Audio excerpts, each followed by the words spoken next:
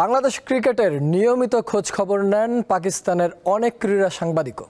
তাদের পরামর্শ, রাতারাতি তারকা হওয়ার চেয়ে পারফরম্যান্সের দিকে বেশি মনোযোগ দেওয়া উচিত প্রতিটা ক্রিকেটারকে।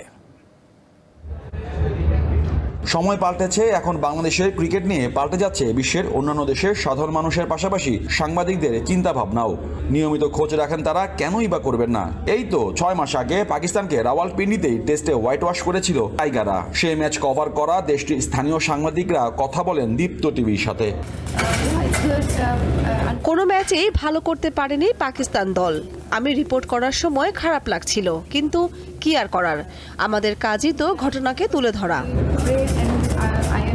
2015 সালে বাংলাদেশ সফর করে পাকিস্তান, সেবারও বাংলাদেশের কাছে নাকানি চুপানি খেয়েছিল পাকিস্তান দল, যা ভোলেনি ক্রীড়া সাংবাদিকরা।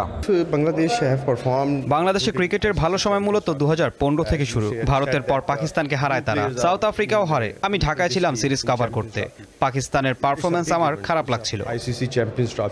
তবে ভালো সময়ে ধারাবাহিকতা ধরে রাখতে পারেনি টিম টাইগার্স। সাকিব তামিম দ্বন্দ্ব সহ মাশরাফির সাথে ঘটা অনাকাঙ্ক্ষিত ঘটনা খবরও রাখেন পাকিস্তানের সাংবাদিকরা।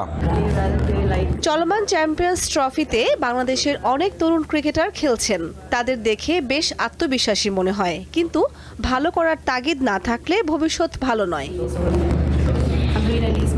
Cricket is on the day game. তরুণদের ভালো করতে হবে, সময় দিতে হবে। সাকিব বাংলাদেশের ক্রিকেট এবং বিশ্বের বড় তারকাদের একজন, তবে পরিবর্তনকে সবসময় ভালোভাবে স্বাগত জানাতে হবে। Hope for Shakibul Hasan. মাশরাফি সাকিবদের চেয়েও ভালো মানের তারকা ক্রিকেটার বেরিয়ে আসবে বাংলাদেশ থেকে, এমন প্রত্যাশা পাকিস্তানের ক্রীড়া সাংবাদিকদের। মোহাম্মদ হাসিব, দীপ্ত স্পোর্টস, রাওয়ালপিন্ডি, পাকিস্তান।